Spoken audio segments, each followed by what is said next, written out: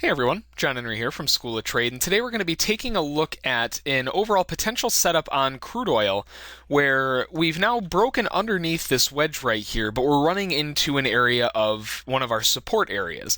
So if we are failing to close below this, we did wick below it, but we're having a really hard time actually getting any legs underneath it. And because it's the first breakout underneath the wedge, I'm really looking to take this back up at least to the bottom side of the wedge, but really further up to the top of the wedge for a fake out breakout.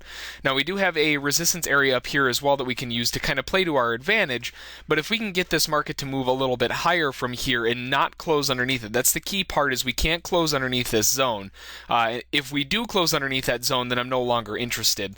But for right now, we're looking like we've got a little bit of consolidation down at these lows on this entry chart, and if I pull this entry chart over really quick, you can see we ran into a little bit of a chop kind of area. You can see we tried to cross up here, fell back lower again.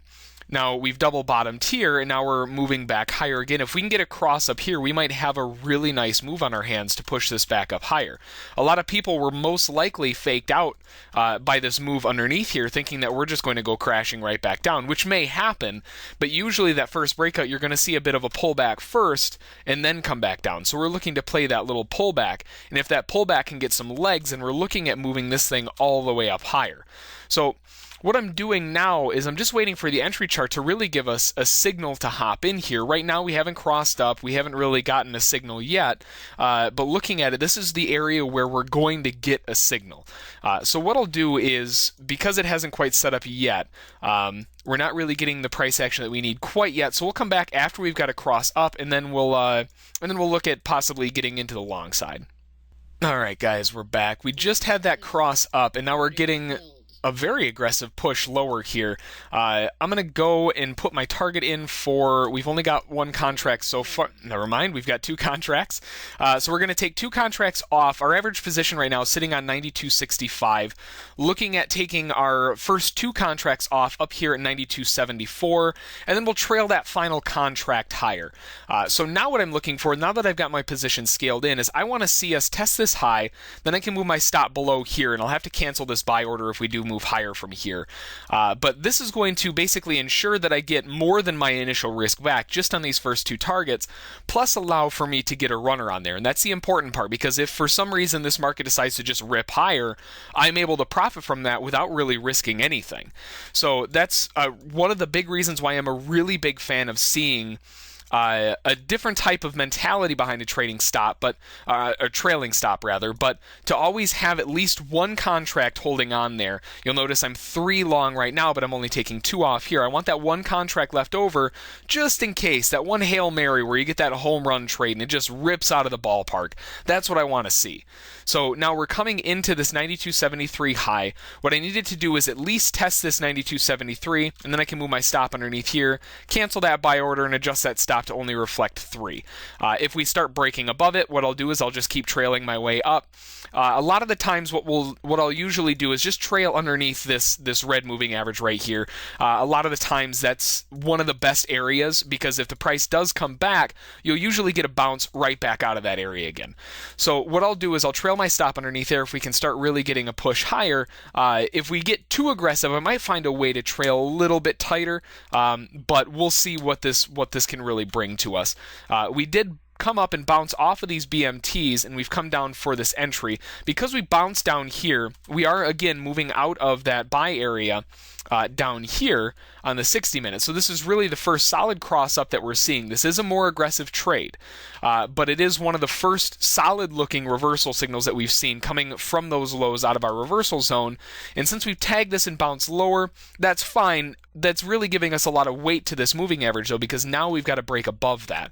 So if we can break above that, it's pretty much all engines go, and we can watch this thing go quite a bit higher, hopefully, if we can get that trailing stop locked in and make a little bit more profit back. So once we get that first target filled at 92.74, that'll take 2 contracts off from our average position. That'll give us 9 ticks, so it'll be 18 ticks. Perfect. So now we have that triggered. What I need to do is cancel that buy order, drop that underneath there. don't know why it's, there we go. And then drop that down to one contract.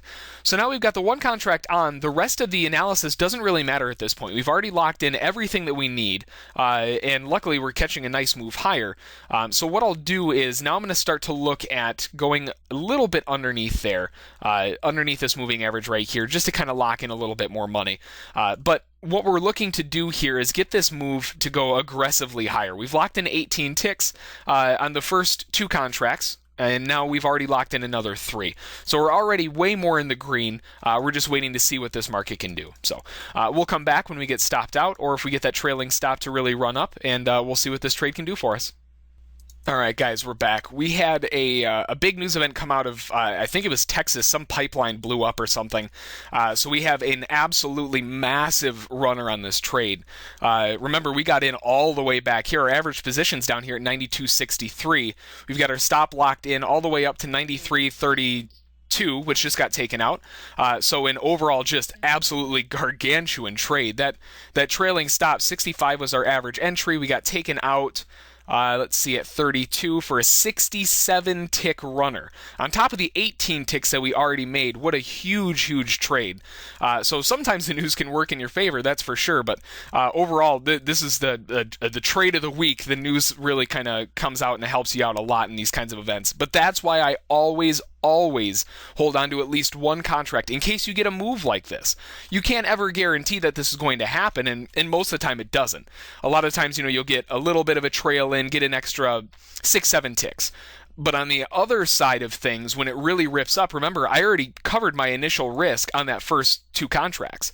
So everything else is free money on the way up. I was only risking a total, let's look back at the entry really quick. My initial risk, looking at my entry, my average position was at 60. Say we scaled in all of them. We got all the way down to 61. So that would put my average position around 63 or so. We'll go 64 just to make the stats a little worse. Our initial risk would have been down at 56. That's 8 ticks. 8 ticks on 4 contracts. Okay, that's 32 ticks overall if we scaled in all 4. Now, if we moved higher and took out our target up here, our average position again was at 64. So we took 3 contracts out instead at 4. That gives us 10. So right off the bat, we took 30 ticks. Our initial risk was not much higher than that, so we're already at a 1-to-1. Everything else that we can make above that is just profit. And then in cases like this, where you have a gigantic, huge runner, you banked another 67. That's a profit factor of 4 point something, So huge profit on this trade.